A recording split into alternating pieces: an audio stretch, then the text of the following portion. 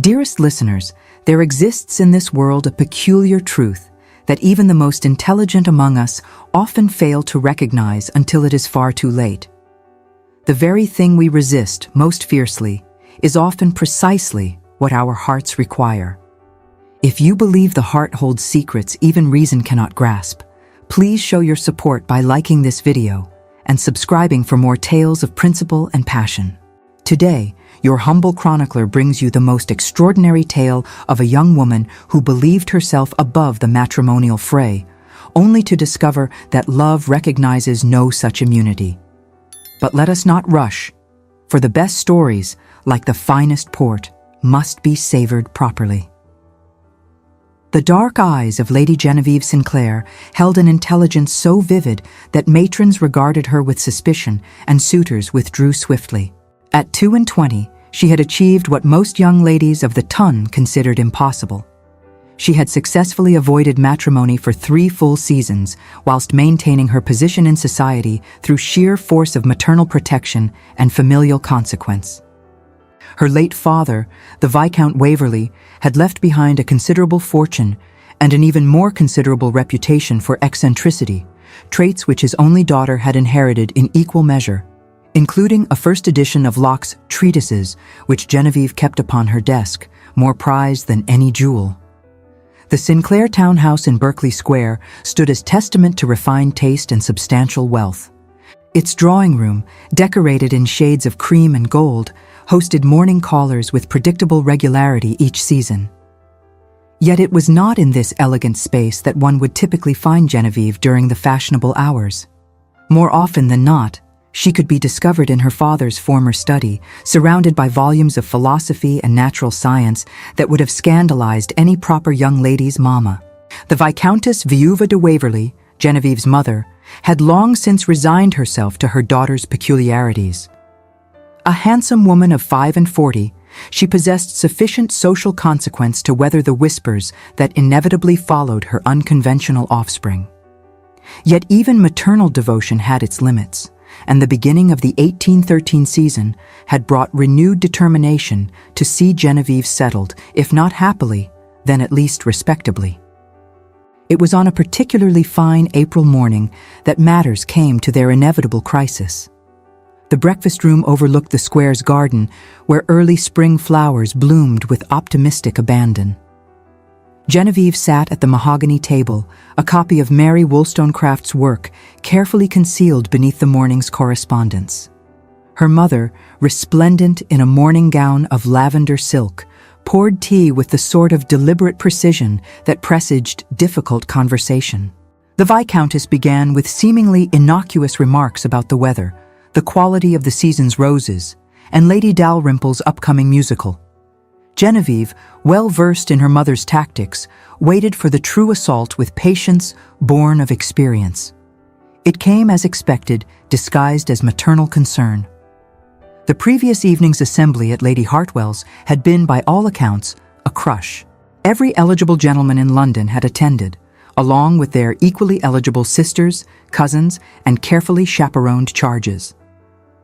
Whilst the violin clamored in the ballroom, Genevieve sought refuge in the library, the scent of aged vellum and candle wax displacing the perfume of sweat and lilac.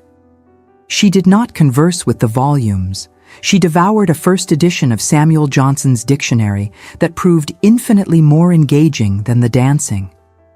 Her absence from the ballroom had not gone unnoticed.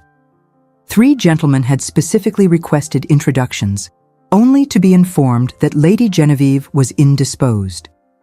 The Viscountess listed each suitor with admirable restraint. Sir Edmund Thorpe, possessed of 10,000 a year and an estate in Hertfordshire; the Honourable Mr. James Fitzwilliam, second son of the Earl of Richfield; and Lord Nathaniel Aldridge, heir to a considerable manufacturing fortune despite his family's unfortunate origins in trade.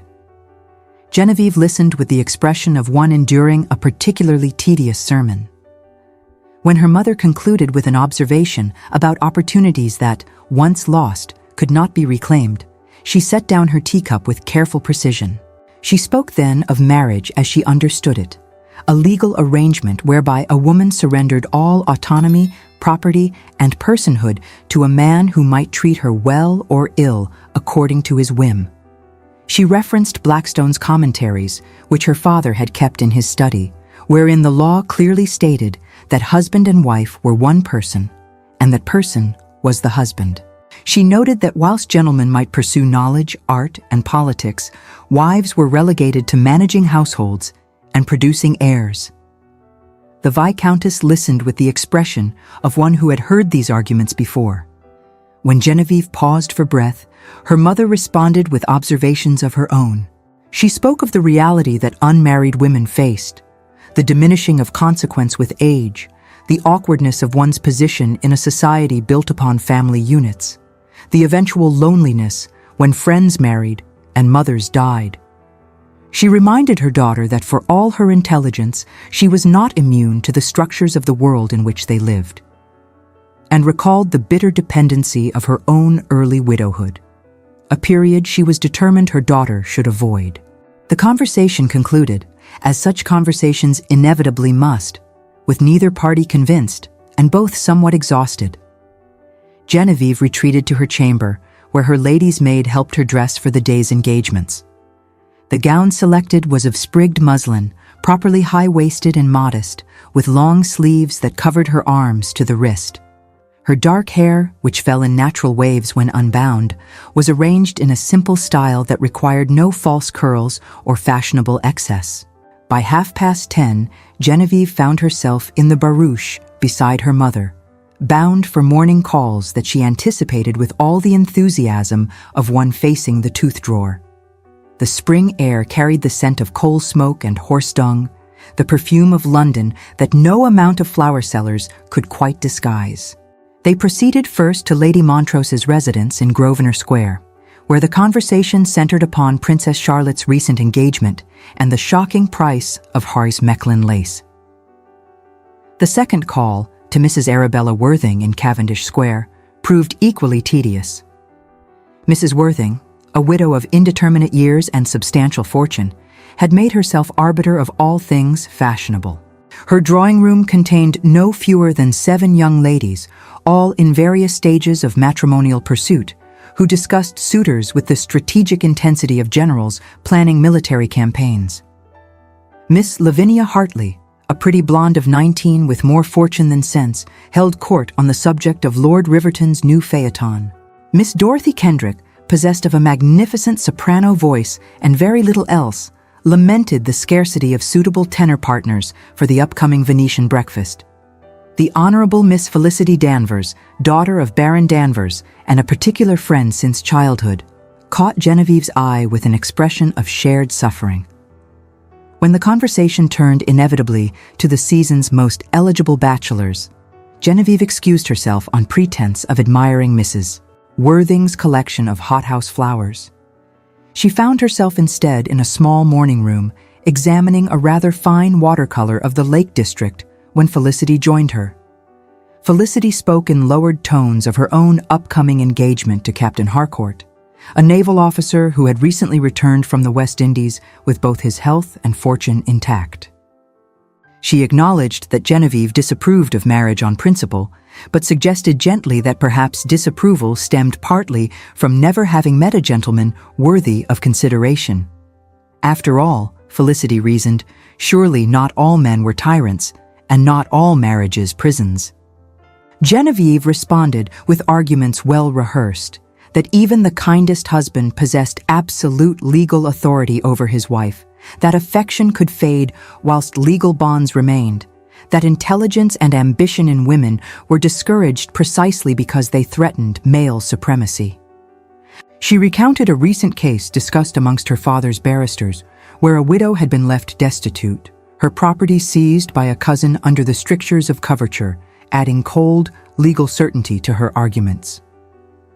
She spoke with passion about the injustice of a system that gave women no recourse, no independence, no voice in the laws that governed them.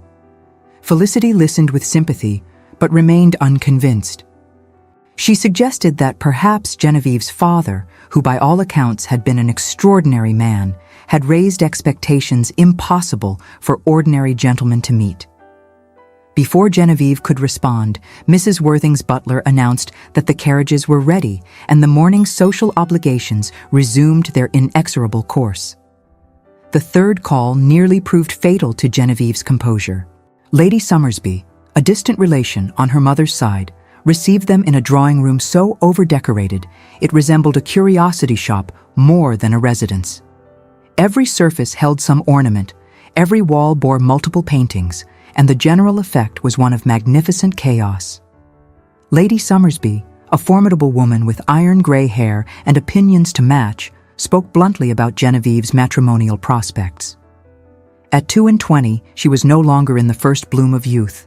Her reputation for intellectualism preceded her, and whilst some men might tolerate cleverness, few actively sought it in a wife. Her fortune, whilst respectable, was not large enough to overcome these disadvantages indefinitely. The Viscountess attempted intervention, but Lady Summersby would not be deterred.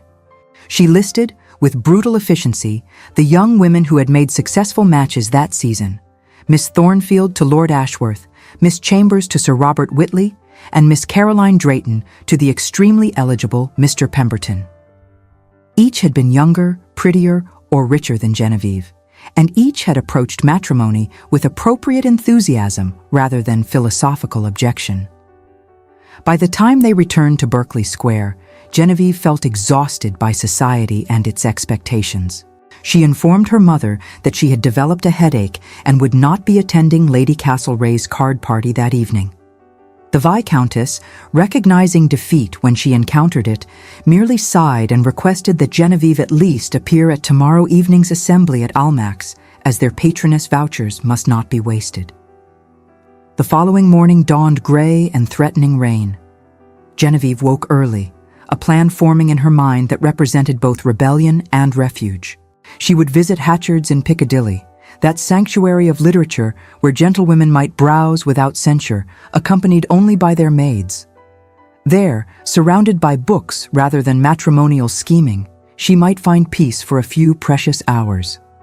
Her maid, Hannah, a sensible woman of 30 who had served the Sinclair family since Genevieve's childhood, prepared her mistress for the expedition with efficient silence. The walking dress selected was of fine corduroy, practical for uncertain weather, with a matching pelisse and bonnet. Genevieve took up her reticule, tucked a small volume of poetry within for propriety, and descended to find Hannah waiting in the hall. They walked the distance to Piccadilly, as the morning was fine despite the threatening clouds. Genevieve preferring the simple, rebellious exercise to the stuffiness and confinement of the carriage. The streets bustled with activity, vendors calling their wares, gentlemen on horseback navigating the morning traffic, ladies with their maids examining shop windows. London in season possessed an energy that Genevieve might have appreciated had it not centered so entirely upon courtship and matrimony. Hatchard's stood as an oasis of civilization amidst commercial chaos. The bookshop's bow windows displayed the latest publications, and its interior promised orderly rows of knowledge waiting to be discovered. Genevieve entered with the reverence others reserved for churches, breathing in the beloved scent of leather bindings and paper. She sent Hannah to the front with instructions to browse the novels, whilst she herself ventured deeper into the shop, toward the section dedicated to philosophy and natural sciences. Here, away from the casual browsers, she could examine works that would scandalize any proper lady's mamma.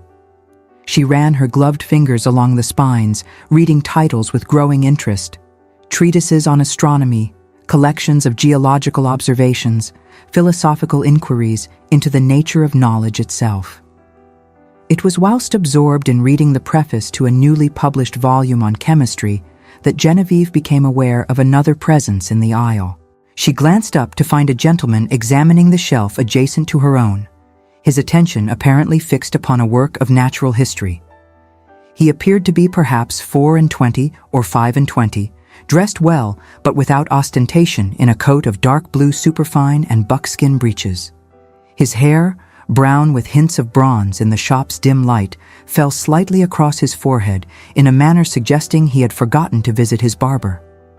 What struck Genevieve most forcefully was not his appearance, which, whilst pleasing, was not remarkable enough to warrant particular notice, but rather the book he held. It was Darwin's Zoonomia, a work she had attempted to procure through her bookseller without success. She found herself staring at the volume with an intensity that bordered on impropriety. The gentleman noticed her attention and glanced up. His eyes, she observed, were gray or perhaps green. The shop's lighting made determination difficult. He offered a slight bow, appropriate for unintroduced persons of similar station sharing a public space, and returned his attention to the volume. Genevieve knew she should move away. Proper ladies did not engage strange gentlemen in conversation, even in bookshops. Yet the sight of that particular volume, combined with weeks of frustration at society's limitations and her mother's matrimonial campaign, produced a recklessness unusual even for her. She asked, her voice carefully modulated to suggest merely casual interest, whether he found the work worthwhile. The gentleman looked up again, surprise evident in his expression. After a moment's hesitation, he responded that he had not yet read it thoroughly, but understood it contained controversial theories about the development of living organisms. Thus began a conversation that would alter the course of 2 lives, though neither participant could have predicted such consequence at the time. They spoke of natural philosophy, of scientific observation versus received wisdom, of the tensions between religious doctrine and empirical evidence. The gentleman revealed knowledge that suggested university education, whilst Genevieve demonstrated learning that made him regard her with increasing interest. Time passed unmarked by either party. They moved from natural sciences to philosophy, discussing Locke and Hume, arguing the merits of empiricism versus rationalism. The gentleman expressed surprise at finding a lady so well versed in such subjects. Genevieve responded with barely concealed irritation that ladies possess the same capacity for reason as gentlemen, lacking only educational opportunity. He apologized immediately, clarifying that his surprise stemmed not from her sex, but from the rarity of meeting anyone, male or female, who shared his interests. Most people, he observed with evident frustration, cared more for gossip and fashion than ideas. Genevieve found herself agreeing with an enthusiasm that quite overpowered propriety. They were interrupted by Hannah's discreet cough. The maid stood at the aisle's end, her expression suggesting they had been conversing far longer than appropriate. Genevieve started, suddenly aware that she had been speaking with a strange gentleman for what must have been nearly an hour, without introduction, without chaperone beyond her maid, in flagrant violation of every social rule she nominally observed. The gentleman also recognized the impropriety. He bowed again, this time more formally, and introduced himself as Mr. Alexander Beaumont. Genevieve, caught between propriety and honesty, gave her name as Miss Sinclair, omitting her courtesy title in sudden concern that her identity might alter the natural ease of their conversation. Mr. Beaumont asked if she came often to Hatchard's. Genevieve admitted she did, whenever escape from social obligations permitted. He expressed hope that they might meet again, perhaps to continue their discussion of Hume's epistemology. She found herself agreeing before prudence could intervene. They parted with mutual bows, Mr. Beaumont returning his attention to the shelves, whilst Genevieve allowed Hannah to guide her toward the front of the shop. She purchased 3 volumes she hardly noticed, her mind occupied entirely with the extraordinary conversation just concluded. On the walk home, Hannah maintained the diplomatic silence of a trusted servant who disapproves but will not presume to scold. Genevieve barely noticed, her thoughts circling repeatedly around Mr. Beaumont's observations about empirical philosophy and the particular intensity with which he had regarded her when she argued against Hume's skepticism. The evening's assembly at Almack's loomed with all the appeal of a public execution, yet Genevieve could not plead illness 2 nights consecutively without raising maternal concern. She submitted to her maid's ministrations with resignation, allowing herself to be dressed in a gown of white silk with delicate embroidery, the sort of insipid creation deemed suitable for unmarried ladies. Her hair was arranged in the fashionable style, with small curls framing her face, and the rest swept up with pearl combs that had belonged to her grandmother. The Viscountess examined her daughter with approval, tempered by experience. Genevieve looked appropriately lovely, but loveliness alone would not guarantee her cooperation in the evening's true purpose. Before they departed, she extracted a promise that Genevieve would dance at least twice and would not disappear into whatever quiet corner might offer refuge. Almac's assembly rooms on King Street represented the pinnacle of social exclusivity. Within its relatively plain walls, fortunes were made and reputations destroyed with a glance or a word from the patronesses who governed admission.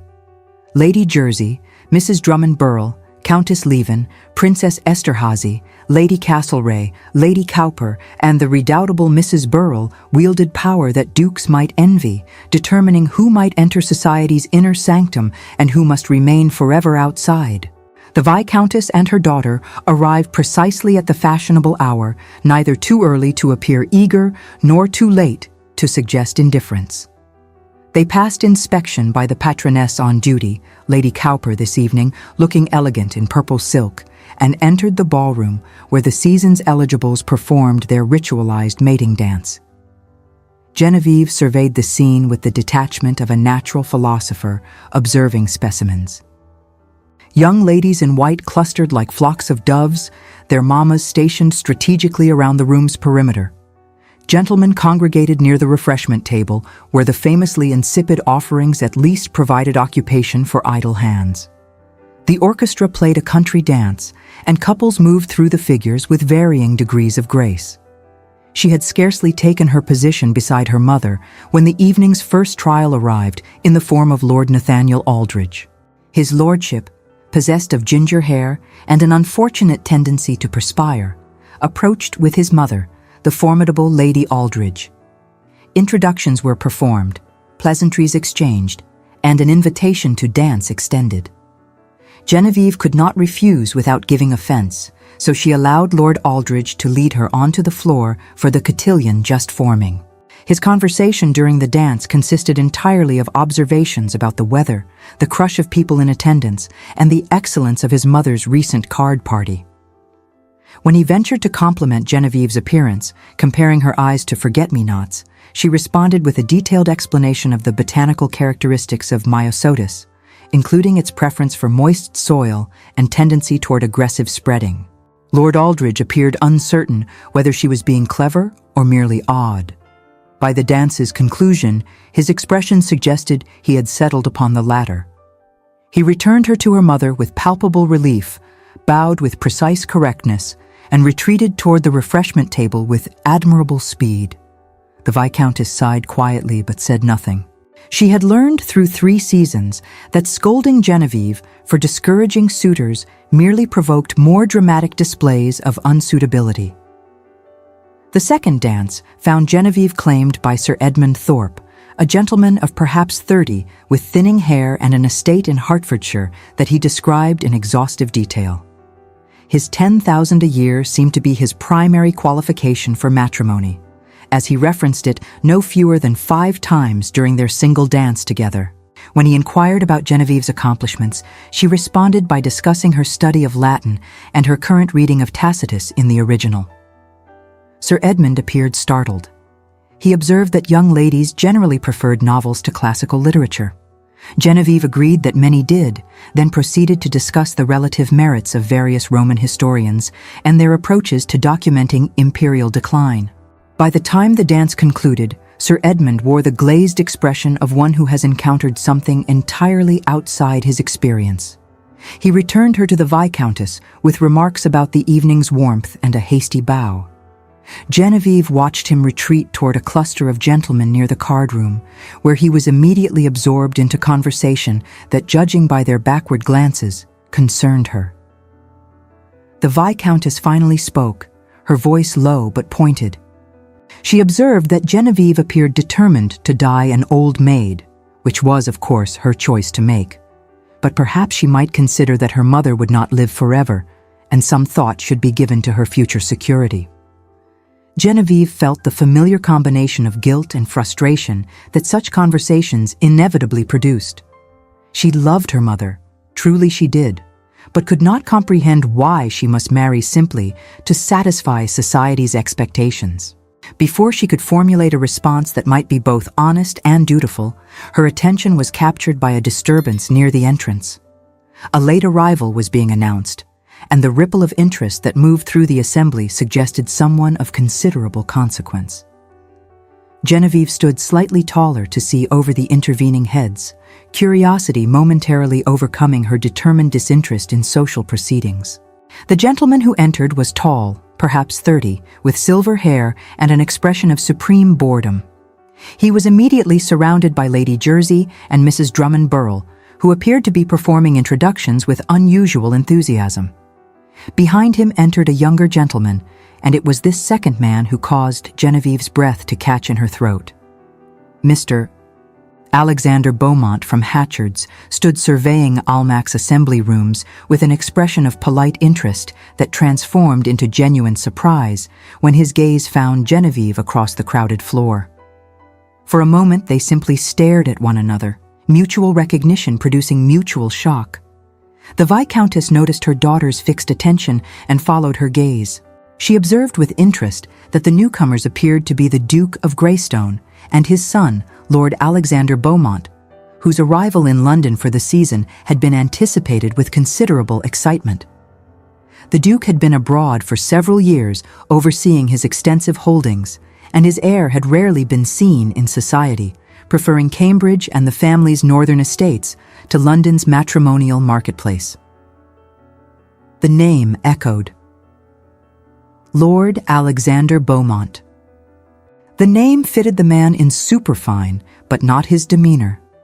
Genevieve heard her mother's words with a sensation of falling. She was not merely surprised, she was instantly humiliated by her own presumption, the idea that only an ordinary Mr. Beaumont could be worthy of her intellect.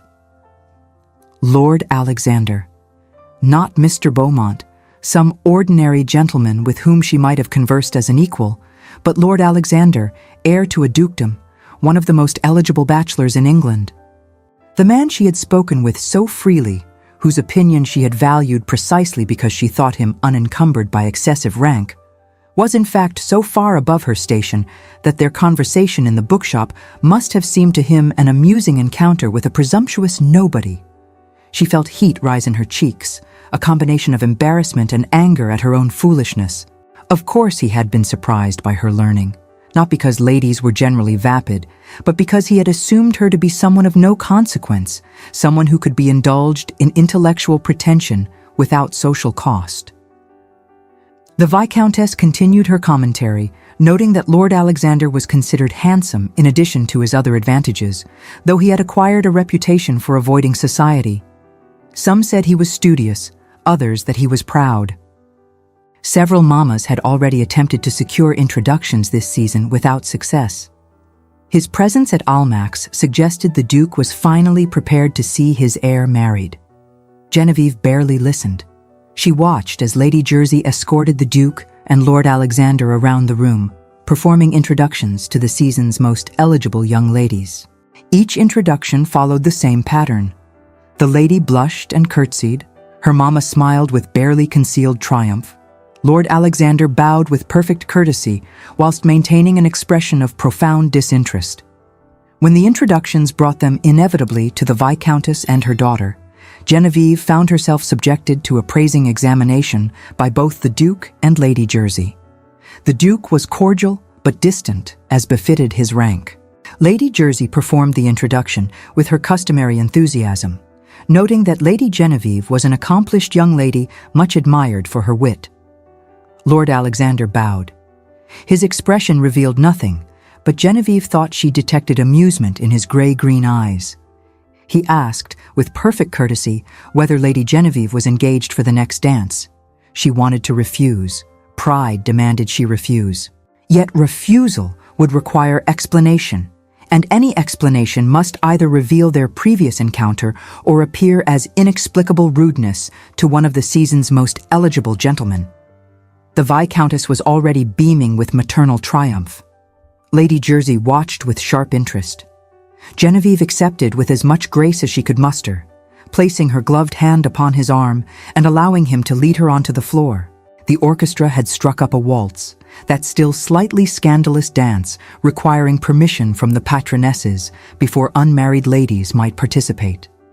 Lady Jersey must have granted approval, for no one stopped them as Lord Alexander assumed the proper position, and they began to move through the steps. They danced in silence for several measures before he spoke, his voice low enough that only she could hear above the music. He expressed surprise at finding Miss Sinclair revealed as Lady Genevieve, daughter of the late Viscount Waverley, whose reputation for scholarship had been considerable even among those who considered such pursuits eccentric. Genevieve responded with equal quiet that she was no less surprised to discover Mr. Beaumont to be Lord Alexander, heir to a dukedom, whose presence at Hatchard's now seemed somewhat implausible given his rank and consequence. He smiled then, the first genuine expression she had seen since his arrival. He assured her that his interest in philosophy is sincere, regardless of his father's titles. He frequented Hatchard's precisely because it was one place he might be simply Mr. Beaumont, interested in ideas rather than estates and consequence. She asked why he had not corrected her assumption. He countered by asking why she had omitted her courtesy title. They regarded one another with mutual understanding born of shared deception, and despite her determination to remain aloof, Genevieve felt amusement breaking through her defensive anger. The dance concluded too quickly. Lord Alexander returned her to her mother with a request that he might call upon them at Berkeley Square. The Viscountess granted permission with transparent delight, whilst Genevieve maintained carefully neutral expression. The remainder of the evening passed in a blur of introductions and dances, though Genevieve found it impossible to concentrate on any conversation whilst her mind remained fixed upon the revelation of Lord Alexander's identity.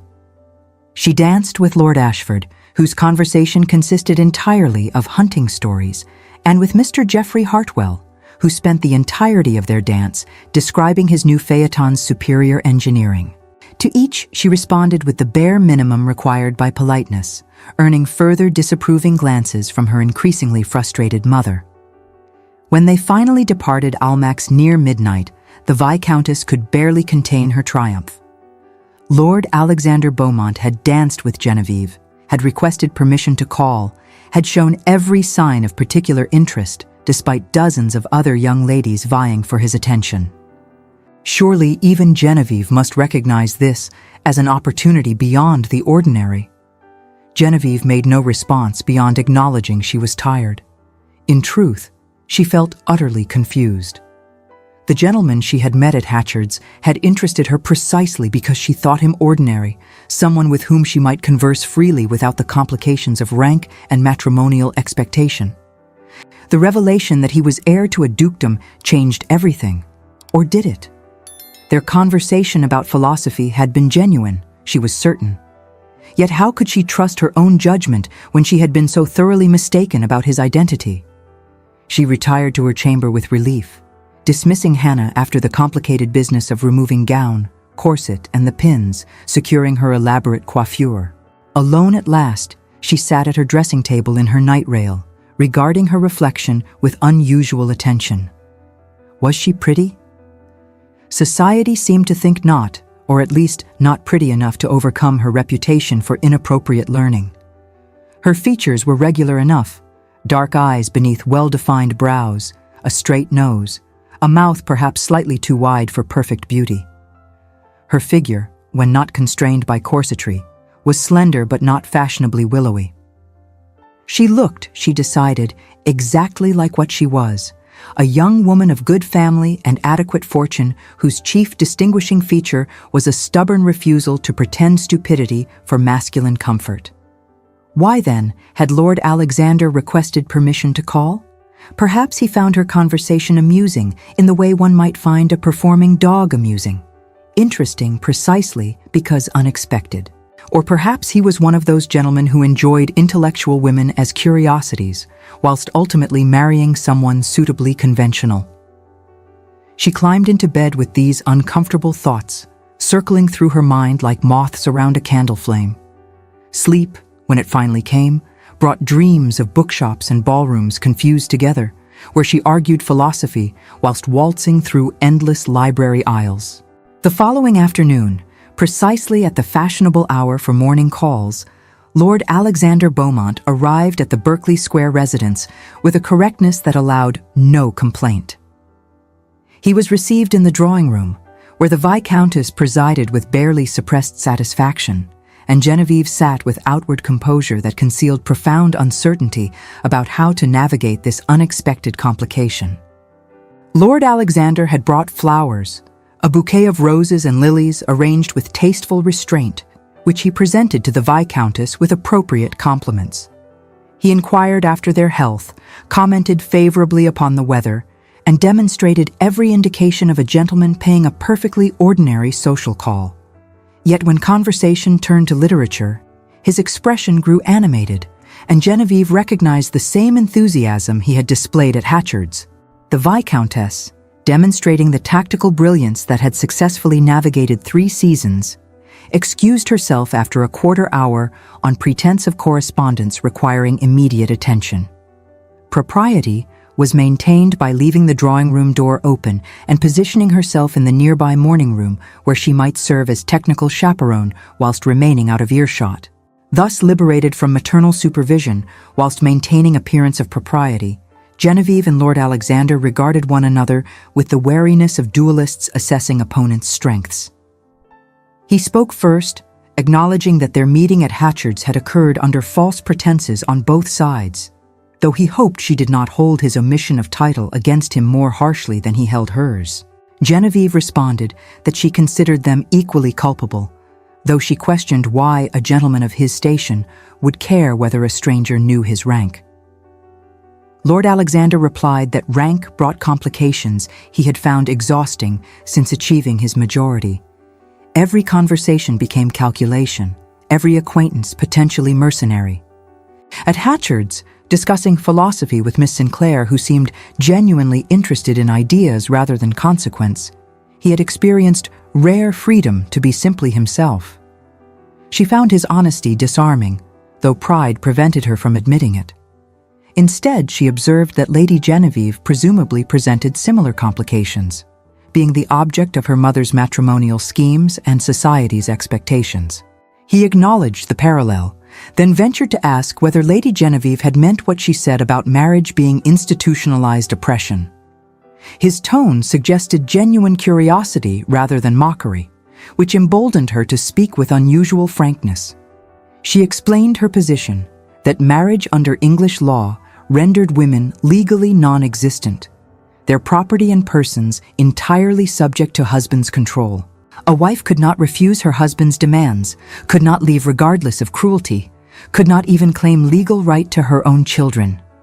The institution did not serve love, but rather property transfer and dynastic continuation, with women's happiness utterly incidental to these purposes. Lord Alexander listened without interruption, his expression thoughtful. When she concluded, he asked whether she truly believed all marriages followed this pattern, or whether she objected to the legal structure rather than the institution itself. Surely there must be marriages of genuine affection and mutual respect, even within imperfect legal frameworks. Genevieve admitted grudgingly that happy marriages existed, citing her parents as example.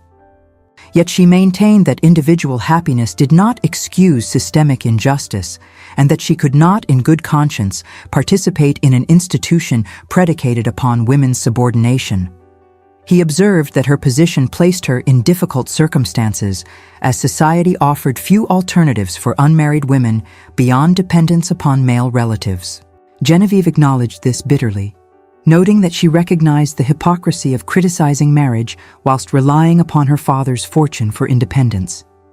Their conversation continued in this vein for the remaining acceptable duration of a morning call, covering topics from women's education to property law reform. When Lord Alexander finally took his leave, expressing hope that they might continue their discussion at Lady Montrose's ball the following week, Genevieve felt thoroughly confused. He was not at all what she expected from a future duke, yet that made him potentially more dangerous to her resolution, not less. The Viscountess emerged from her strategic position in the morning room, wearing an expression of cautious optimism. She noted that Lord Alexander had stayed precisely the correct duration, had demonstrated particular attention to Genevieve's conversation, and had secured her promise to save him dances at the upcoming ball. These were excellent signs, though she counseled against excessive optimism given Genevieve's talent for discouraging eligible suitors. The following days brought a flurry of social engagements that seemed specifically designed to test Genevieve's patience.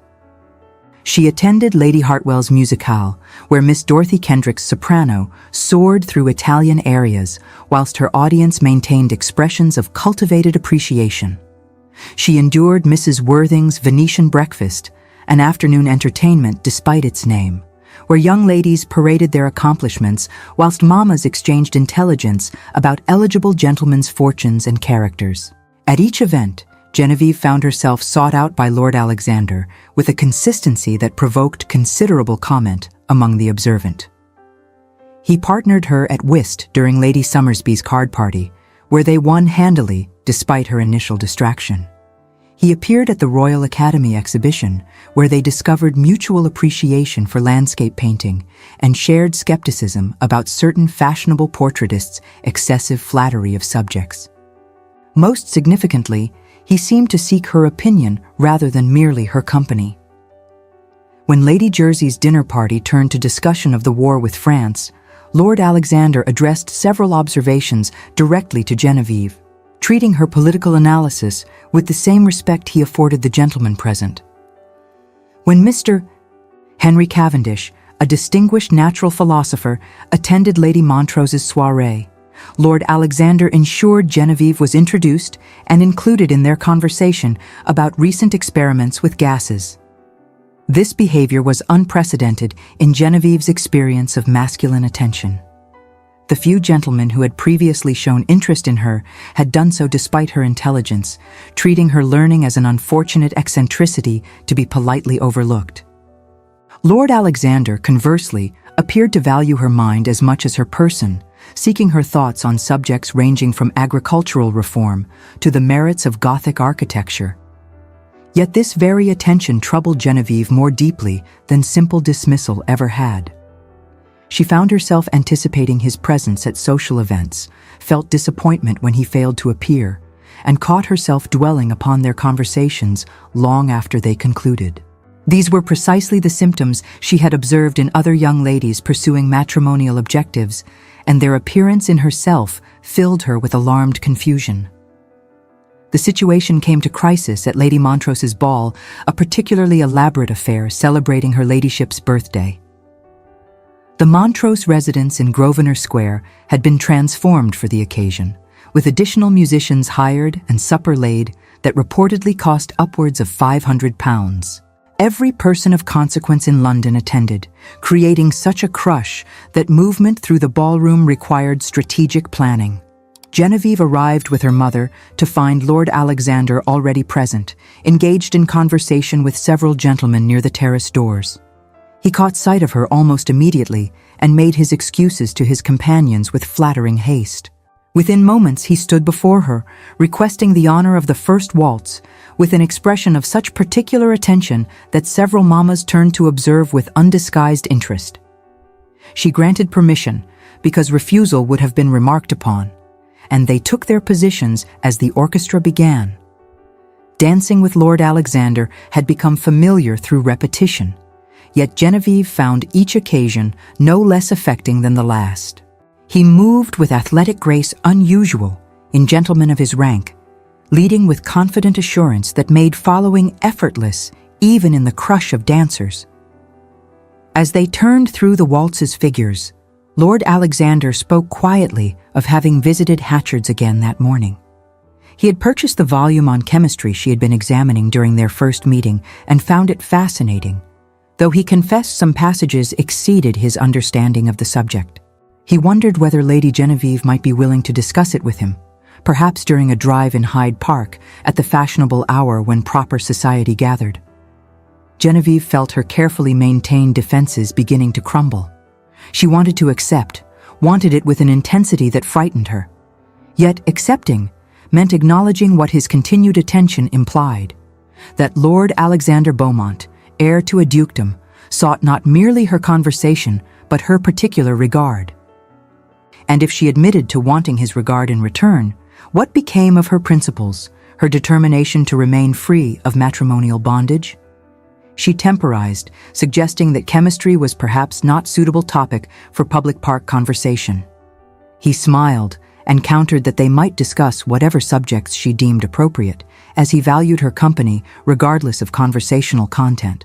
This declaration, delivered with quiet sincerity whilst they revolved through crowded ballroom, left Genevieve speechless for several measures. The waltz concluded before she could formulate adequate response. Lord Alexander returned her to the Viscountess, but not before securing her promise for the supper dance later that evening. He bowed and withdrew to his gentlemanly obligations elsewhere, leaving Genevieve in state of unprecedented emotional confusion. The evening's subsequent hours passed in mechanical succession. She danced with Lord Ashford again, who had apparently forgiven her botanical lecture sufficiently to request a country dance. She partnered Mr. Reginald Fletcher, a younger son with political ambitions, who monopolized their dance time with detailed explanation of his proposed parliamentary reforms. She even endured a quadrille with Lord Nathaniel Aldridge, whose conversational repertoire had not improved since their last encounter. Yet throughout these obligatory partnerships, Genevieve's attention remained fixed upon Lord Alexander across the ballroom. She observed him dancing with Miss Lavinia Hartley, whose pretty face wore its habitual expression of vapid pleasure. She watched him leading Miss Caroline Sutton through a country dance, noting how politely he attended to her conversation whilst maintaining expression of profound disinterest. And when Lady Georgiana Cavendish, possessed of both remarkable beauty and substantial fortune, claimed him for a waltz, Genevieve experienced an unfamiliar sensation that she reluctantly identified as jealousy. This recognition forced her to acknowledge what she had been denying for weeks. She had developed feelings for Lord Alexander Beaumont that transcended intellectual appreciation. She was falling in love, precisely the trap she had sworn to avoid, with precisely the sort of man who represented everything she claimed to oppose. He was heir to a dukedom, positioned at society's apex, beneficiary of the very system that oppressed women. That he seemed different, that he treated her as intellectual equal rather than decorative inferior, might be merely sophisticated seduction rather than genuine regard. These troubling reflections occupied her until the supper dance, when Lord Alexander claimed her for the promenaded walk to the dining room. They joined the procession of couples moving through elaborately decorated halls toward tables laden with delicacies. Lord Alexander secured them places at a smaller table somewhat removed from the general crush, where conversation might proceed with relative privacy despite surrounding company. Supper at such events followed established patterns.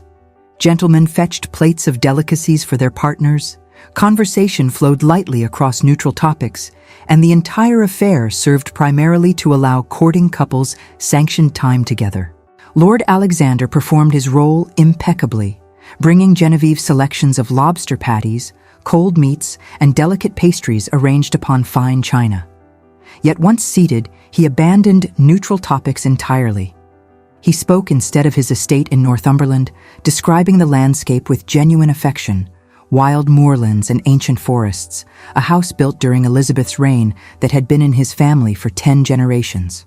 He confessed that he preferred it to London, found society's endless rounds of entertainment exhausting, and looked forward to the season's conclusion when he might return north. Genevieve listened with growing interest. She asked about the estate's management, and Lord Alexander responded with detailed explanation of agricultural improvements he had implemented, tenant relationships he had worked to reform, and his attempts to establish a school for the estate children. His passion for these projects was evident, and she found herself reassessing her assumptions about aristocratic indifference to those dependent upon them. He asked then about her own interests beyond philosophy and science. She spoke hesitatingly of a vague desire to do something meaningful, though she knew not what. Teaching, perhaps, or charitable work, though neither seemed available to women of her station. She felt frustrated by the narrowness of permitted female activity, the waste of education and capability that society demanded.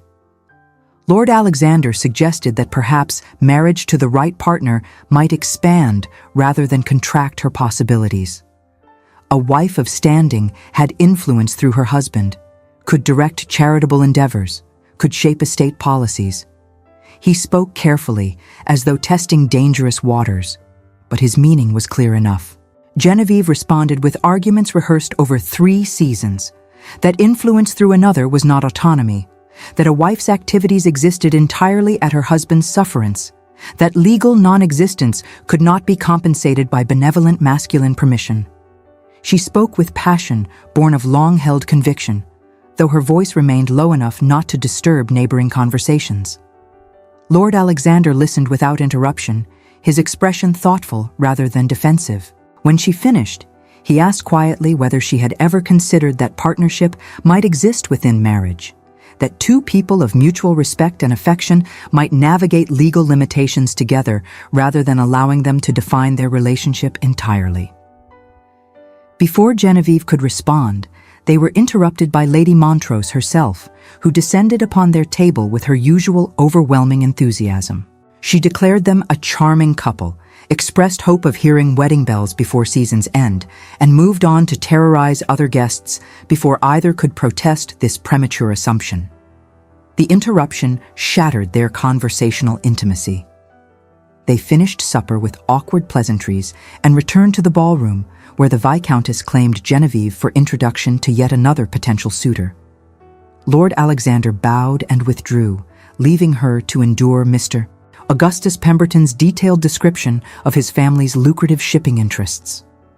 The evening concluded near 2 a.m, with Genevieve's head aching from punch and confusion.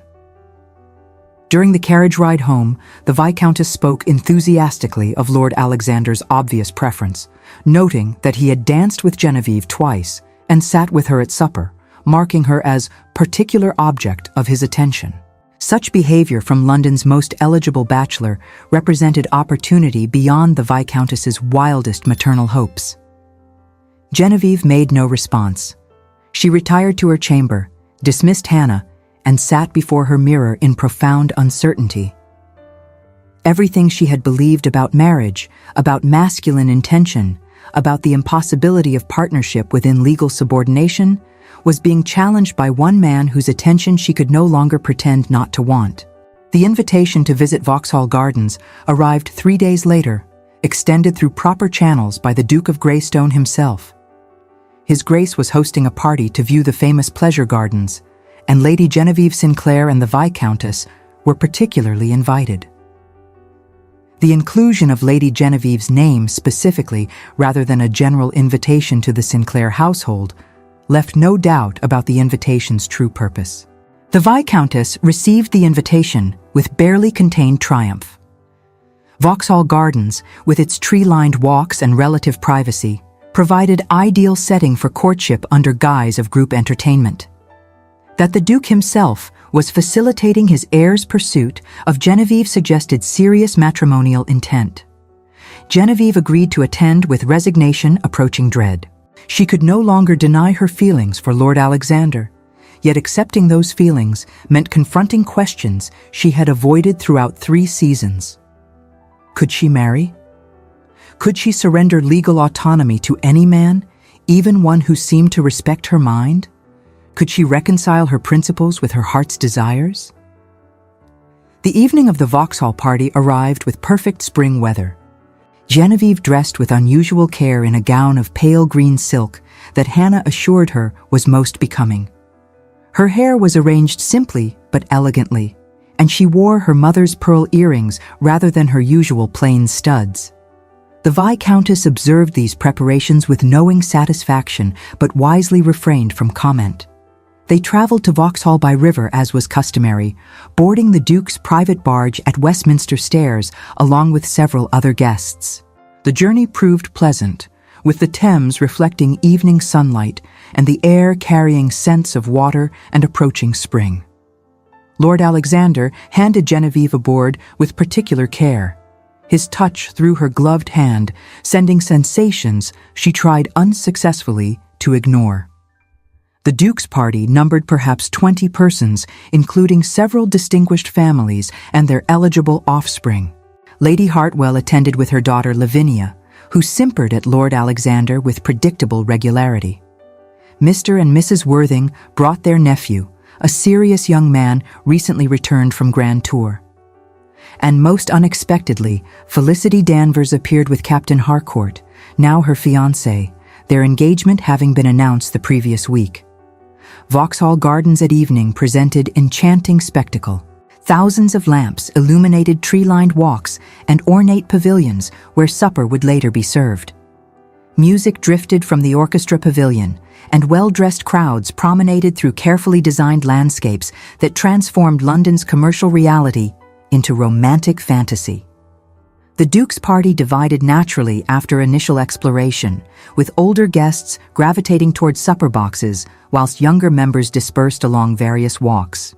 Lord Alexander offered his arm to Genevieve with an expression that brooked no refusal, and she found herself accepting before considering whether doing so constituted tacit acknowledgement of his pursuit. They walked in silence for several paces, the music and laughter of the crowds around them a distant hum that failed to break the charged atmosphere. Lord Alexander spoke first, remarking upon the evening's beauty with a banality that suggested he too felt uncertain how to navigate the unspoken tension between them. Genevieve agreed, equally banal, and they continued walking whilst carefully avoiding topics of any substance. This awkwardness persisted until they reached a more isolated section of the gardens, where Fountain played in a small clearing surrounded by trees hung with lanterns. Here, Lord Alexander stopped, turned to face her directly, and spoke with sudden intensity that swept away all pretense of casual conversation. He told her that he had initially sought her company because their conversation at Hatchard's had been the most stimulating intellectual exchange he had experienced in months. He had continued seeking her company because he found her remarkable in ways extending far beyond intelligence. And he now found himself in the unprecedented position of wanting to court a woman who had declared marriage itself to be institutionalized oppression. Genevieve listened with heart beating uncomfortably fast. She wanted to respond with her usual arguments about legal subordination and female autonomy, but the words would not come. Instead, she found herself asking quietly what he wanted from her. Lord Alexander responded with careful honesty. He acknowledged that he was expected to marry, that his position required securing the succession, that duty demanded he select an appropriate wife of good family and unblemished reputation. Yet he found himself entirely uninterested in appropriate wives and profoundly interested in inappropriate Genevieve, who challenged him intellectually whilst making him question assumptions he had accepted without examination. He asked whether she believed partnership within marriage to be impossible or merely unlikely, whether she rejected the institution entirely or only its most oppressive manifestations, whether she might consider that not all men sought to dominate their wives, that some might genuinely desire equal partnership constrained only by legal forms neither party controlled. Genevieve felt her defenses crumbling entirely. She admitted that her parents' marriage had been partnership of minds as well as hearts, that she had observed other happy unions despite legal inequality. Yet she maintained that individual exceptions did not excuse systemic injustice, and that she could not in good conscience enter an arrangement predicated upon her legal non-existence. Lord Alexander asked what would satisfy her principles whilst acknowledging her heart, if indeed her heart was engaged. He spoke carefully, but his meaning was clear. He was offering marriage and wanted to know what terms might make it acceptable to her despite her philosophical objections. This direct approach forced Genevieve to confront her own evasions. She had spent 3 seasons hiding behind theoretical objections to avoid admitting deeper fear, that she might lose herself in marriage, subordinate her identity to another's, disappear into the legal and social category of wife without retaining anything of Genevieve. She had seen it happen to intelligent women who became shadows of their husbands, their own thoughts and interests abandoned in service of masculine priority. She spoke these fears aloud for the first time, her voice shaking with emotion she usually suppressed. Lord Alexander listened without interruption, and when she finished, he took her hand with gentle deliberation.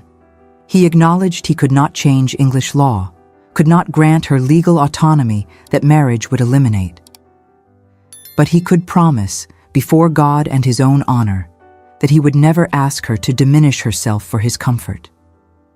That he valued her mind as much as her person. That he wanted a wife who challenged him rather than simply agreeing with him.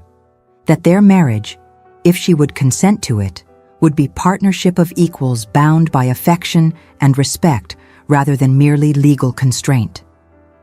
Genevieve felt tears threatening, which she fought with determination born of 3 seasons maintaining composure. She asked how she could trust such promises when law gave him absolute authority to break them without consequence. He responded that trust must ultimately rest upon character rather than legal structure, and that she must decide whether she believed his character worthy of trust. They stood thus in lamplight by the fountain, whilst music drifted from distant orchestra and other couples passed through the gardens around them. Genevieve found herself at precipice she had avoided throughout 3 seasons of determined spinsterhood. She could retreat to safety of her principles, refuse Lord Alexander's implicit proposal, and maintain consistency at cost of happiness. Or she could trust that this particular man might honor promises that law did not require him to keep. Before she could respond, they were interrupted by Felicity and Captain Harcourt, who rounded the path with expressions suggesting they had been searching. Felicity apologized for the interruption, but explained that the Duke was assembling guests for supper in the pavilion, and their absence had been noted. The moment was broken. Lord Alexander released Genevieve's hand and offered his arm with correct formality. They rejoined the larger party for supper, where cold meats, pastries, and busspunchten were served in the elaborately decorated box the Duke had reserved. Conversation flowed around them, but Genevieve barely attended, her mind entirely occupied with the choice before her. The following week brought the season's most significant event, the Duchess of Devonshire's ball, an entertainment so exclusive that invitations were sought with desperate intensity by those outside the innermost circle of society. The Sinclairs received their invitation as a matter of course, their families standing, ensuring their inclusion despite Genevieve's reputation for eccentricity. Preparation for such an event consumed days. New gowns were ordered, with the Viscountess insisting that Genevieve be attired with unusual elegance. The modiste produced a creation of white silk, overlaid with silver gauze, embroidered with delicate flowers, and cut to showcase Genevieve's figure whilst maintaining strictest propriety. Matching slippers, long gloves, and her grandmother's diamond earrings completed an ensemble designed to present her as serious matrimonial prospect rather than intellectual curiosity. Genevieve submitted to these preparations with unprecedented cooperation. Since Vauxhall, she had thought of little beyond Lord Alexander's words and her own response. She had not seen him in the intervening days, as he had departed London briefly on estate business. Yet his absence served only to clarify her feelings. She missed him with intensity that confirmed what she had been reluctant to admit even to herself. The evening of the ball, she dressed with care and examined her reflection with new eyes. She looked, she thought, like someone who might plausibly attract the heir to a dukedom. More importantly, she looked like herself, rather than some pale imitation of fashionable young ladies whose company she had always disdained. The ball itself exceeded all expectations for magnificence. Devonshire House blazed with thousands of candles, its rooms filled with flowers and decorated with elaborate care. The guests represented the absolute pinnacle of British society, princes of the blood, ambassadors from foreign courts, distinguished politicians, and every family of significant rank. To be seen here represented ultimate social triumph. To be overlooked constituted social death. The Sinclairs arrived at the fashionable hour to find the ballroom already crowded with guests. The Viscountess navigated through throngs with practiced ease, exchanging greetings whilst positioning them advantageously for observing new arrivals. Genevieve searched the crowd for Lord Alexander without success, experiencing disappointment that surprised her with its intensity. The evening proceeded through its prescribed course. She danced with Lord Ashford yet again, with Mr. Geoffrey Hartwell, whose conversation had not improved, and with young Lord Somerville, who spoke exclusively of his horses. Between dances, she endured her mother's increasingly anxious observations about Lord Alexander's continued absence. It was during the supper interval that disaster struck. Genevieve had retreated to the ladies' withdrawing room to repair a torn flounce when she overheard conversation between two young ladies she recognized but did not know well. Miss Harriet Weston and Miss Anne Thornbury, both known for their beauty and their sharp tongues. They spoke in voices pitched to carry, discussing Lord Alexander Beaumont with amusement edged with malice. Miss Weston observed that his pursuit of Lady Genevieve Sinclair had been the season's most unexpected development. Miss Thornbury agreed, adding that she had it on excellent authority, her brother being friend to Lord Alexander's cousin, that the whole affair was merely amusement for a gentleman bored by conventional beauties. Genevieve stood frozen behind the screen that divided the withdrawing room, unable to reveal her presence without admitting she had overheard. She heard Miss Thornbury laugh and state, the money was for seeing if the notorious Bluestocking, with all her talk of female autonomy and legal injustice, could be won over by rank and attention alone. Miss Weston continued, apparently Lord Alexander had wagered with his cousin Lord Markham that he could make the season's most notorious Bluestocking fall in love with him, proving that even the most intellectual woman could be swayed by sufficient rank and attention. The wager, Miss Weston added, was for the scandalous sum of 1,000 guineas, and that the loser must withdraw from London society for a year, a price greater than any sum to a man socially ambitious. The wager was for £500, to be paid when Lord Alexander successfully secured Lady Genevieve's obvious infatuation. Miss Thornbury laughed and observed that poor Lady Genevieve, with all her philosophy and learning, had been utterly taken in. She wondered whether the announcement of Lord Alexander's actual betrothal to Miss Diana Fairfax would be made tonight, as rumor suggested. Miss Fairfax possessed everything appropriate for a future duchess: beauty, impeccable lineage, substantial fortune, and refreshing lack of intellectual pretension. The ladies departed, their conversation fading into distant halls. Genevieve remained behind the screen, feeling as though she had been physically struck. Every interaction with Lord Alexander replayed through her mind with new, humiliating interpretation. His interest in her conversation, had it been merely strategic amusement? His apparent respect for her intelligence, had it been sophisticated mockery? His words at Vauxhall about partnership and trust, had they been calculated seduction toward winning his wager? She returned to the ballroom in state of barely controlled emotion. Pride demanded she maintain composure, but shock made every movement feel mechanical. She found her mother conversing with Lady Montrose and joined them with smile that felt like rictus. It was then that Lord Alexander finally arrived, entering the ballroom with his father and a young lady Genevieve recognized from previous events. Miss Diana Fairfax, celebrated beauty whose debut 2 seasons prior had caused sensation. Miss Fairfax was everything Genevieve was not: blonde, conventionally pretty, accomplished in all feminine arts without being threateningly intellectual. She wore pale pink silk that complemented her coloring perfectly, and she looked up at Lord Alexander with expression of sweet admiration as they entered together.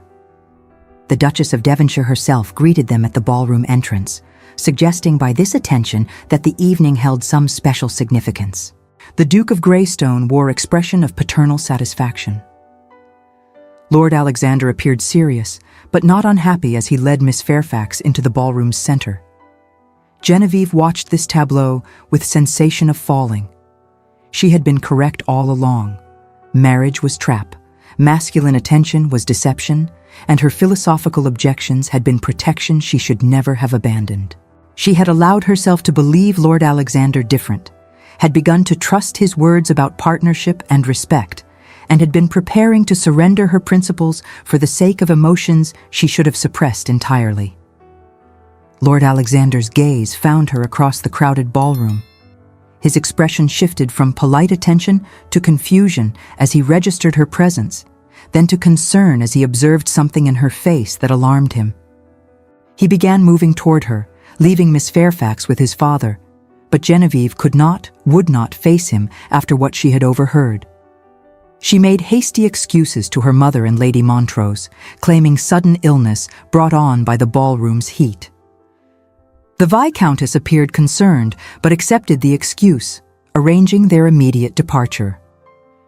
Within moments they were in their carriage, rolling through London streets toward Berkeley Square, whilst Genevieve fought tears that pride refused to allow. The Viscountess attempted conversation, but Genevieve could not respond without breaking entirely. She maintained silence until they reached home, then fled to her chamber where she finally allowed herself to weep with abandon.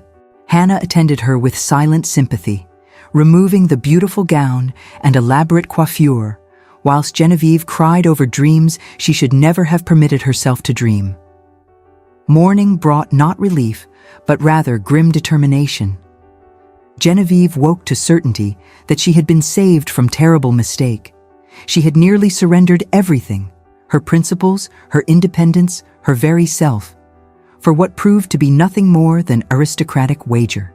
That the humiliation had been private rather than public constituted small mercy. The Viscountess appeared at breakfast with expression of concerned confusion. Lord Alexander had called already this morning, shockingly early, barely past 10, requesting urgent interview with Lady Genevieve. The Viscountess had informed him that her daughter was indisposed and could not receive visitors. He had left a note which he begged might be delivered immediately. Genevieve took the sealed paper with trembling hands. She wanted to throw it unopened into the fire, but curiosity overcame pride. The message was brief. Lady Genevieve, I must speak with you immediately. Whatever you have heard or believe you have learned, I beg you will allow me to explain before drawing conclusions. What passed between us at Vauxhall was entirely sincere. Please grant me audience, or if you refuse that, at least read the enclosed letter. Your servant, Alexander Beaumont. A second, longer letter was folded within the first. Genevieve hesitated, then took both papers to her father's study where she might read in privacy. She unfolded the longer letter and began to read Lord Alexander's distinctive hand. The letter began with direct acknowledgement of what Genevieve must have overheard, for he had learned from his cousin that Miss Weston and Miss Thornbury had been spreading precisely such rumors at the Duchess's ball. Every word of their conversation had been calculated malice built upon deliberately twisted truth. Yes, Lord Markham had proposed a wager early in the season, suggesting that the notorious intellectual Lady Genevieve could be made to fall in love despite her professed disdain for marriage. Lord Alexander had refused the wager immediately, and in terms that ended his friendship with Lord Markham permanently. He had told his cousin that Lady Genevieve possessed more intelligence and integrity than any lady of their acquaintance, and that any man who wagered upon a woman's feelings deserved contempt rather than friendship. Yet Lord Markham, bitter at this rejection, had apparently been spreading lies suggesting Lord Alexander had accepted the wager. This malicious fiction had been repeated and embellished until it reached the virulent form that Genevieve had unfortunately overheard. As for Miss Diana Fairfax, she was betrothed not to Lord Alexander, but to his younger brother, Captain James Beaumont, who had been serving in India with his regiment. James had returned unexpectedly, and the announcement of his engagement to Miss Fairfax, arranged during their youth by their respective parents, would be made shortly. Lord Alexander had been escorting his future sister-in-law at his father's request, performing family duty, whilst his brother concluded military obligations. The letter continued with impassioned declaration that everything Lord Alexander had said at Vauxhall was true. His interest in Genevieve was profound and sincere. His respect for her intelligence was genuine. His desire for partnership rather than domination was an honest statement of his values. He loved her not despite her mind, but because of it. And he could not bear that malicious gossip should destroy what had been building between them. He concluded with request that she meet him, allow him to explain in person, and give him opportunity to prove his sincerity. He would wait in Hyde Park at the fashionable hour this afternoon, near the Serpentine, hoping she would come.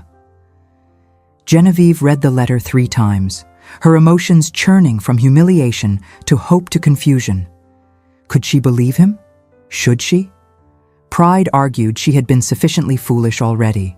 Yet something in the letter's tone, its direct confrontation of the accusations rather than evasion, rang true. She sat in her father's study for nearly an hour, the letter before her while spring sunlight crept across the desk. Finally, she made her decision. She would go to Hyde Park, would hear Lord Alexander's explanation in person, and would trust her own judgment rather than anonymous gossip or defensive pride. She dressed with care in a walking dress of bronze silk, practical yet becoming. Hannah attended her with expression suggesting she knew something significant was occurring, but possessed too much discretion to inquire. The Viscountess raised eyebrows at Genevieve's sudden desire for afternoon promenade in Hyde Park, but raised no actual objection when informed that Hannah would serve as chaperone. They walked the familiar route to Hyde Park, entering near Stanhope Gate and following paths toward the Serpentine. The fashionable hour was approaching, and society was gathering for its daily ritual of seeing and being seen. Carriages rolled along Rotten Row whilst riders demonstrated their horsemanship, and pedestrians promenaded in elaborate dress. Lord Alexander waited near the Serpentine as promised, his posture tense like a man awaiting a sentence, and he was visibly without his carriage or groom, having walked a considerable distance in blatant disregard of aristocratic custom. His expression when he saw Genevieve approach combined relief with such obvious emotion that several nearby observers turned to watch with undisguised interest. He bowed formally, requested permission to walk with her, and they proceeded along the water's edge, with Hannah trailing at discreet distance. For several moments, neither spoke. The silence filled with everything unspoken between them. Finally, Lord Alexander began, speaking rapidly as though afraid she might flee before he finished. He repeated what his letter had explained: Lord Markham's offensive wager, his own furious refusal, the subsequent spread of malicious lies. He acknowledged he should have warned her that such gossip might circulate, but had foolishly believed his complete lack of response to Lord Markham's proposal would have silenced speculation. He spoke then of Miss Fairfax and his brother James, explaining the family connection and his father's request that he escort her during James's absence. He acknowledged this had been poorly timed given the circumstances, but he had not imagined gossip would combine these separate elements into such damaging fiction. Genevieve listened, whilst watching ducks glide across the Serpentine's calm water. She asked quietly how she could know any of this was true. Perhaps this too was calculated seduction, designed to overcome her renewed resistance. Lord Alexander stopped walking and turned to face her directly.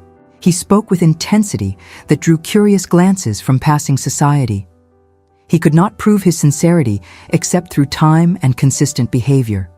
He could not demonstrate his love except by showing it through actions extending beyond the present moment. He could only ask that she trust him enough to give him that opportunity.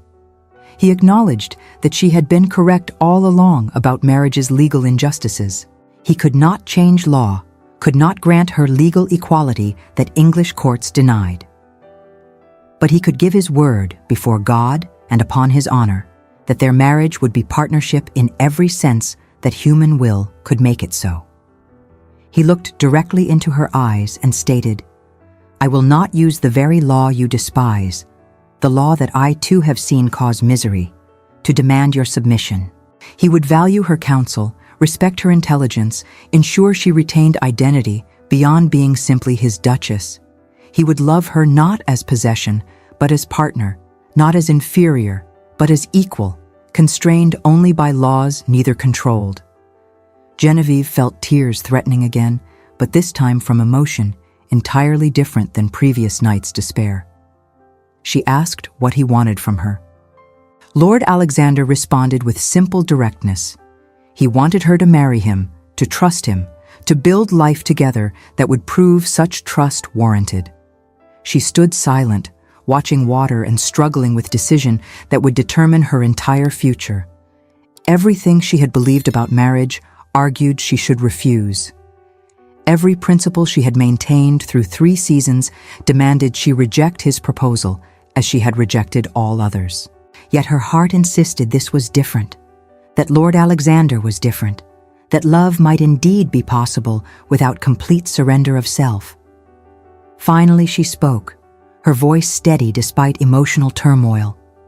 She could not promise immediate acceptance of his proposal, as her principles would not permit such hasty capitulation to feeling over reason.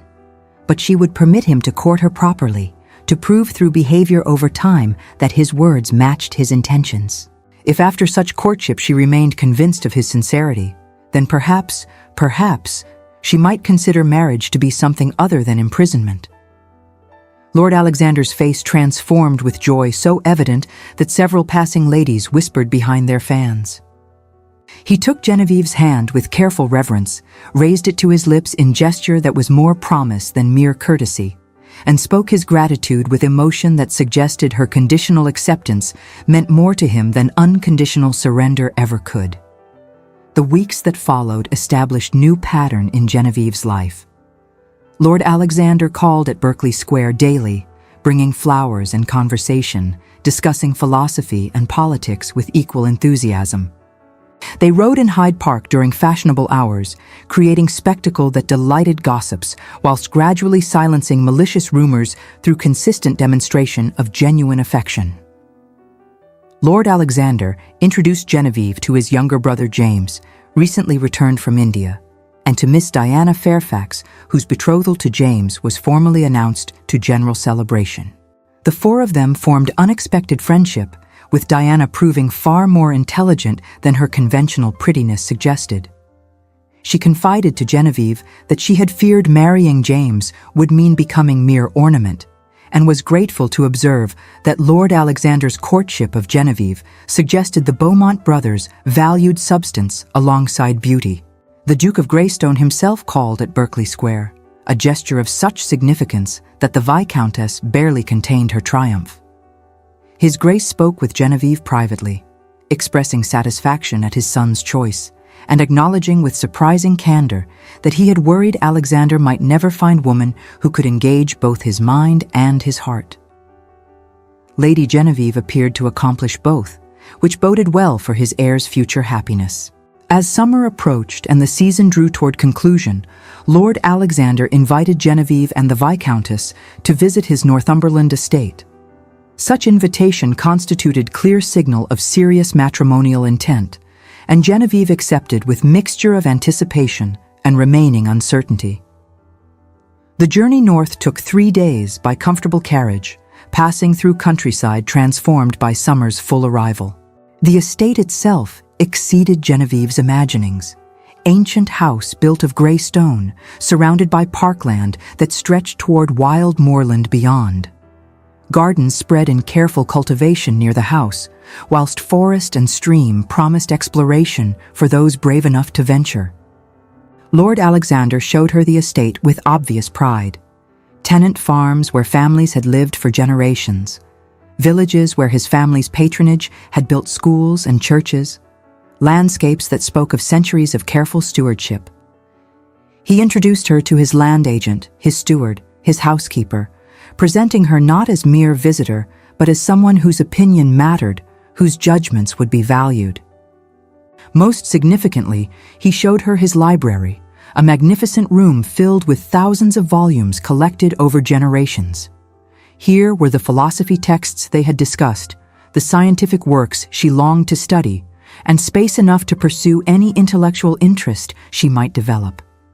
He told her quietly that this room would be hers as much as his, that he hoped they might spend many hours here together, reading and discussing and challenging one another's thinking. That evening, After supper in the ancient dining hall beneath portraits of Beaumont ancestors stretching back centuries, Lord Alexander asked Genevieve to walk with him in the gardens. Summer twilight lingered long at this northern latitude, and roses bloomed with profusion that perfumed the air. They walked in silence initially, following paths between flowering borders toward more distant sections where wilderness began reclaiming cultivation. Near a small folly overlooking the parkland, Lord Alexander stopped and turned to face her. He spoke of his hopes for their future, partnership built on mutual respect, marriage that would expand rather than constrain her possibilities, life together that would honor both duty and affection. He had spent 3 months proving through consistent behavior that his words matched his intentions. He had introduced her to his family, his estate, his life's work. He had demonstrated that he valued her counsel, respected her intelligence, and desired her partnership above mere decorative companionship. Now he asked formally what he had asked informally months before. Would Lady Genevieve Sinclair consent to become his wife, to share his life and responsibilities, to build together something that might transcend the limitations both law and society imposed? Genevieve looked out across the parkland, watching evening mist rise from distant streams while she composed her response. 3 months prior, she would have refused immediately, would have maintained that principles mattered more than personal happiness. Yet 3 months of Lord Alexander's patient courtship had taught her that principles existed to serve human flourishing rather than prevent it. She had been fighting against the wrong enemy. Marriage itself was not the prison she feared. Loveless marriage was the prison, marriage without respect or partnership or genuine affection. What Lord Alexander offered was something entirely different. Union between equals who chose one another freely despite legal structures neither could control. She turned to him and spoke with clarity, born of long consideration. She accepted his proposal not as surrender of principles, but as their ultimate expression. She chose marriage freely, chose partnership over isolation, chose to trust that love could exist within imperfect institutions when both parties committed to making it so. Lord Alexander's joy manifested in embrace that would have scandalized observers had any been present to witness. He held her with tenderness that belied his strength, and when he kissed her, not as courtesy or duty, but with an urgency that stole her breath and silenced every argument of reason. Genevieve discovered that philosophy had prepared her for many things, but not for the overwhelming heat of the truth of her own desire. They returned to the house engaged, formally and irrevocably. The Viscountess wept with happiness when informed, whilst the Duke expressed measured satisfaction appropriate to his rank. Letters were dispatched to London announcing the betrothal, and preparations began for wedding that would unite two families of considerable consequence. The marriage took place 8 weeks later in the estate's ancient chapel, with family and intimate friends in attendance. Genevieve wore ivory silk rather than pure white, a subtle acknowledgement that she came to marriage as thinking person rather than blank slate awaiting masculine inscription. Lord Alexander, she must learn to think of him as simply Alexander now, stood beside her with expressions suggesting he understood this distinction and loved her more for making it.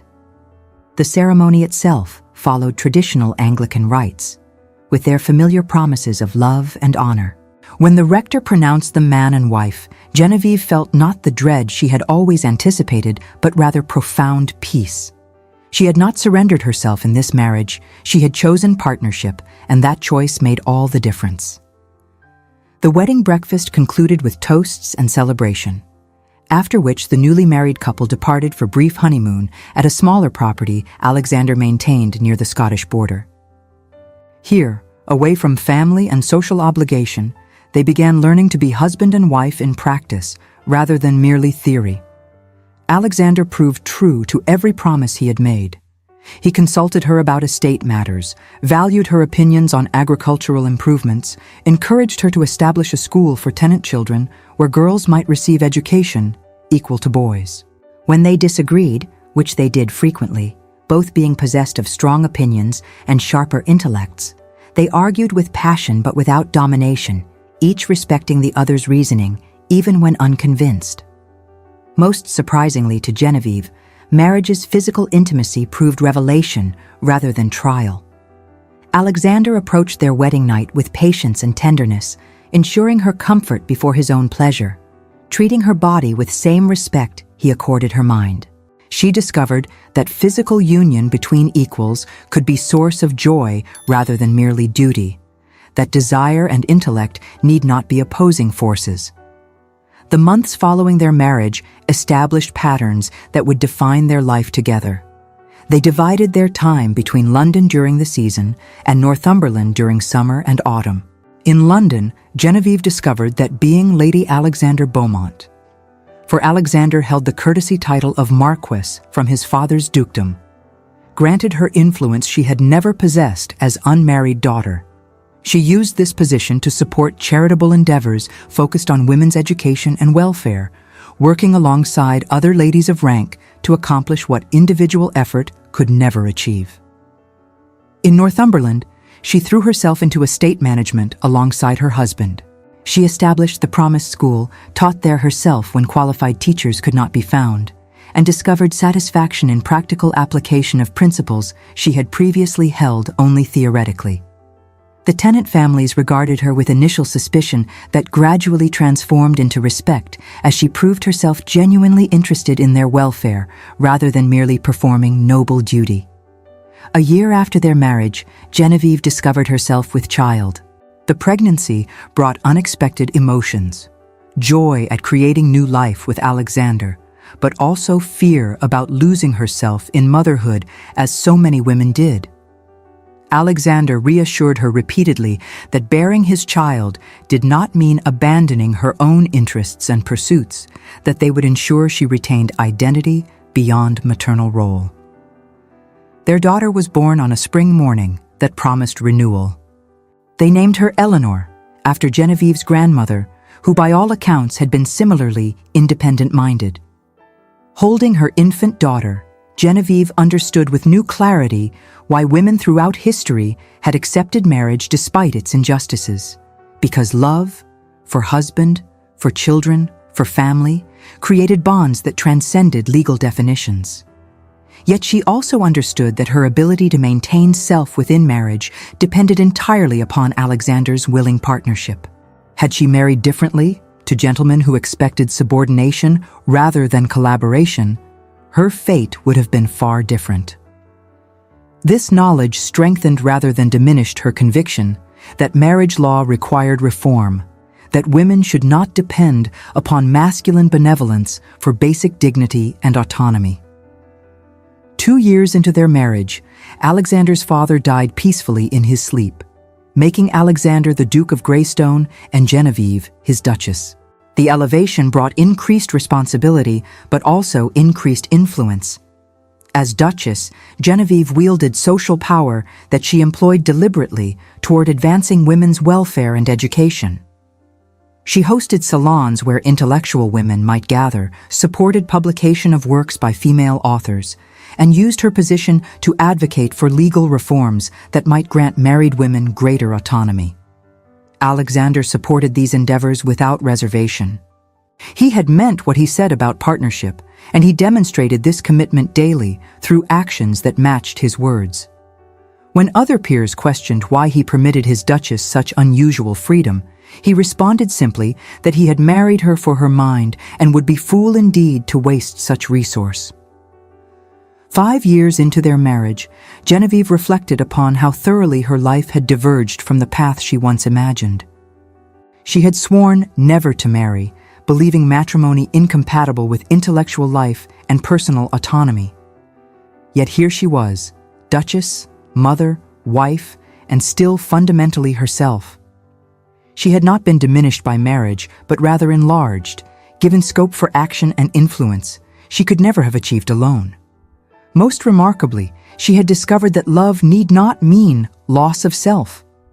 Alexander loved her not despite her intelligence and independence, but because of these qualities. He had chosen partner rather than possession, had sought equal rather than subordinate. And in choosing freely to bind herself to someone who valued her completely, she had found freedom of different sort than she once imagined necessary. She wrote these reflections in journals she maintained, adding them to years of observations about love, marriage, law, and society. Perhaps someday, these writings might contribute to larger conversations about women's position, might help other intelligent women navigate between principle and possibility. For now, it sufficed that she had found her own path through that difficult territory. On an autumn evening in their 6th year of marriage, Genevieve stood in the library at their Northumberland estate, their daughter Eleanor playing nearby with wooden blocks whilst their infant son, named William for Alexander's late father, slept in his cradle. Alexander sat at the desk working through correspondence, occasionally reading amusing passages aloud for her commentary. Watching them, Genevieve felt contentment she once would have scorned as impossible. She had not abandoned her principles in marrying. She had discovered that principles could be lived within imperfect institutions when commitment to partnership transcended mere legal form. Marriage remained in many ways an unjust system that subordinated women's autonomy to masculine authority. Yet within that flawed structure, two people of goodwill could create something approaching equality through mutual respect and genuine affection. She had been wrong, she acknowledged privately, in believing love and principle incompatible. The error had lain not in her analysis of marriage's legal injustices, but in assuming those injustices must define every individual union. Alexander had taught her that human relationships could exceed the boundaries law imposed upon them, that two people committed to partnership could create marriage very different from what society or statute prescribed. Most importantly, she had learned that happiness need not mean betraying one's convictions. She remained committed to advocating for legal reforms that would grant married women greater autonomy. She continued supporting women's education and welfare through every means available. She raised her daughter to value learning alongside accomplishment, to understand that femininity need not mean intellectual passivity. And she did all this not despite being wife and mother, but while being wife and mother to someone who valued and supported these endeavors. As evening deepened and Alexander lit additional candles against the gathering darkness, Genevieve moved to stand beside his chair. He looked up, smiling with affection undimmed by years of marriage. She touched his shoulder gently, this man who had challenged every assumption she held about masculine nature and matrimonial possibility. She had never wanted marriage until a stranger in a library made her question everything. Now, 6 years wed and profoundly happy, she understood that she had not been questioning marriage itself, but rather her own capacity to trust. Alexander had proved himself worthy of that trust repeatedly, and in trusting him, she had discovered not imprisonment, but partnership, not subordination, but equality of hearts, if not of law. Outside, autumn rain began falling gently against the library windows, bringing with it the promise of winter's approach and spring's eventual return. Inside, surrounded by books and family, Genevieve Sinclair Beaumont, Duchess of Greystone, formerly London's most notorious bluestocking, felt gratitude for the path her life had taken, unexpected, unconventional, and completely her own. And so another tale of hearts united reaches its blessed conclusion. Love, it seems, finds a way even through the strictest conventions of proper society, and even through the firmest philosophical objections of those who believe themselves immune to its influence. The institution of marriage remains imperfect, burdened by laws that grant men authority over women's very existence. Yet within that flawed structure, two people of good faith and genuine affection may create something approaching perfection. Partnership built on respect, union founded on equality of spirit, if not of statute, and love that honors rather than diminishes the beloved. Lady Genevieve discovered what many before her have learned, and many after will learn again, that the heart has reasons reason knows not of, and that sometimes the greatest courage lies not in maintaining principle against all cost, but in trusting another human being enough to risk happiness despite imperfect circumstances. In this, As in all matters of the heart, may we each find such fortune.